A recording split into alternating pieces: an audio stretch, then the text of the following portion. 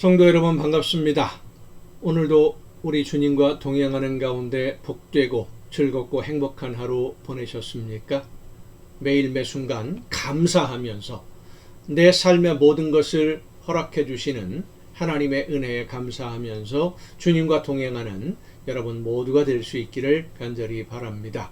오늘 우리가 함께 은혜를 나눌 본문 말씀 마가복음 10장 21절과 22절입니다. 마가복음 10장 21절 22절에 있는 말씀 봉독합니다. 예수께서 그를 보시고 사랑하사 이르시되 내게 아직도 한 가지 부족한 것이 있으니 가서 내게 있는 것을 다 팔아 가난한 자들에게 주라. 그리하면 하늘에서 보화가 내게 있으리라. 그리고 와서 나를 따르라 하시니 그 사람은 재물이 많은 고로 이 말씀을 인하여 슬픈 기색을 띠고 근심하며 가니라. 아멘. 어제도 우리가 이 본문 말씀을 가지고 함께 은혜를 나누었는데 나는 어려서부터 모든 율법을 다 지켰다 라고 예수님을 찾아와서 자랑하던 사람이 예수님의 말씀을 듣고는 근심하며 집으로 돌아갔다 라고 하는 것이 본문의 말씀입니다. 예수님이 가진 것을 다 팔아서 가난한 이웃들에게 나누어 주고 너는 나를 따르라 라고 말씀하셨는데 이 사람이 근심하면서 집으로 갔지요. 무엇을 근심했을까요?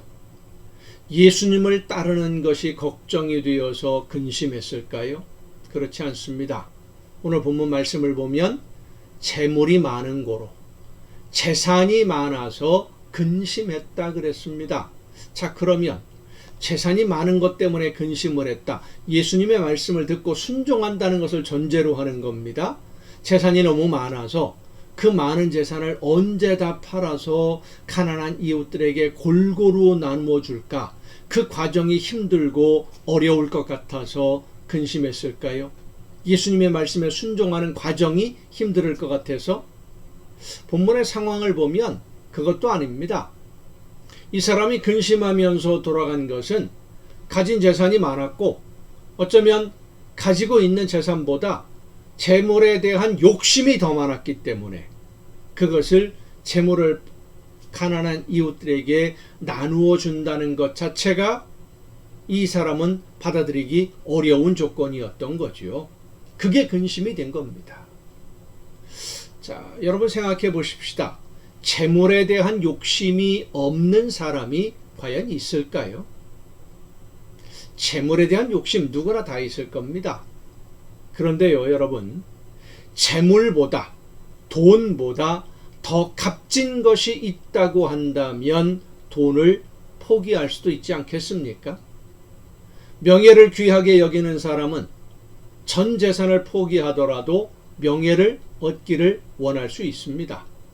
권력을 귀하게 여기는 사람은 자기의 모든 것을 다 사용해서라도 권력을 얻기를 원할 것입니다. 건강을 중요하게 여기는 사람이 중한 질병에 쓰러진다면 건강을 회복할 수만 있다면 전 재산을 다 사용하는 것도 아끼지 않을 것입니다. 명예나 건강이나 권력 이런 것들이 정말로 중요하다고 하더라도 그 모든 것보다 더 중요한 것이 목숨인데 이 세상에서의 목숨은 길어야 100년이라고 할 수 있습니다. 그런데 하나님의 나라에서의 우리의 삶은 영원합니다. 영원한 생명은 이 세상 그 어떤 것에 비교할 수 있겠습니까? 영원한 생명. 영원한 생명을 얻을 수만 있다면, 영원한 생명을 누릴 수만 있다면 그것과 바꿀 수 있는 것이 뭐가 있을까요? 예수님의 비유 중에 하나님의 나라에 대한 비유가 있습니다.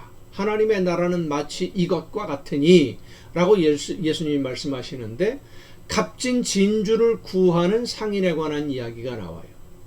값진 진주를 구하는 상인이 자기가 원하는 찾던 진주, 귀한 것을 발견했을 때 어떻게 합니까? 가진 것을 다 팔아서 그 진주를 삽니다. 하나님의 나라는 이 세상 그 어떤 것과도 비교할 수 없는 것이기 때문입니다. 세상에서의 재산이나 명예, 권력, 자존심 그 무엇으로 하나님의 나라와 바꿀 수가 있겠습니까? 그런데 예수님을 찾아온 이 사람은 예수님으로부터 영원한 생명의 길에 대해서 말씀을 들었어요. 물론 전 재산을 팔아서 가난한 사람들에게 나누어 주는 것이 구원의 조건, 영원한 생명의 조건은 아니었습니다. 어제도 말씀을 드렸습니다마는 문제는 이 사람에게는 그 재산이 목줄이 되어서 올무가 되어서 재산을 더 많이 가지고 싶은 욕심과 재산을 관리하는 염려, 재산을 잃지 않을까 두려워하는 근심들, 이런 여러 가지 재물에 대한 근심과 염려와 욕심이 영원한 생명의 길을 가지 못하게 하는 장애물이 되고 있기 때문에 하나님의 나라를 선물로 받을 수 있는 선물로 받을 수 있는 그 길, 구원의 길로 가는 길을 막고 있는 이 재산을, 재물을 가난한 사람들에게 나누어 주는 것이 하나님의 말씀을 듣고 따르는 첫 걸음, 그렇습니다. 하나님의 말씀에 순종하는 첫 걸음이 되는 것이기 때문에 하나님의 말씀을 듣고 예수님의 말씀을 믿고 따르라 라고 예수님이 말씀하신 것이죠. 하나님의 말씀을 듣고 따름으로 인해서 영원한 생명을 누리는 길에 걸림돌이 되고 있는 재산, 그거 다 팔아서 나누어 주고 나를 따르라. 그러면 영생을 누리게 될 것이다 라고 예수님이 말씀하셨는데, 영생의 비결을 알기 위해서 예수님을 찾아왔던 이 사람, 비밀을 알았지 않습니까? 비결을 찾았어요.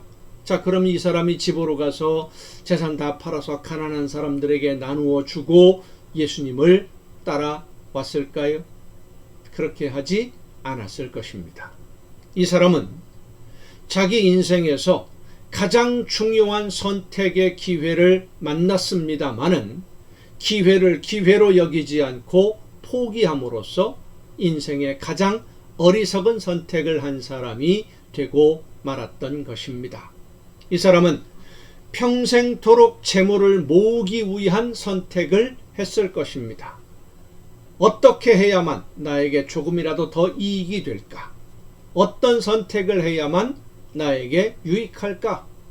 어떤 선택을 했을 때 더 많은 돈을 가질 수 있을까? 하는 것이 중요한 갈림길에 설 때마다 이 사람이 선택하는 선택의 기준, 인생의 기준이 되었을 것입니다.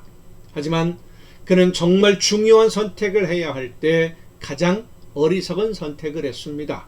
그래서 돈을 모으고 세상을 살아가는 지혜는 있는 사람이다, 똑똑한 사람이고 훌륭한 사람이다라고 인정받았을지 몰라도 가장 중요한 순간에 가장 어리석은 선택을 함으로써 세상에 가장 미련한 사람으로 남고 말았던 것입니다. 성도 여러분, 여러분은 오늘 어떤 선택을 하고 계십니까?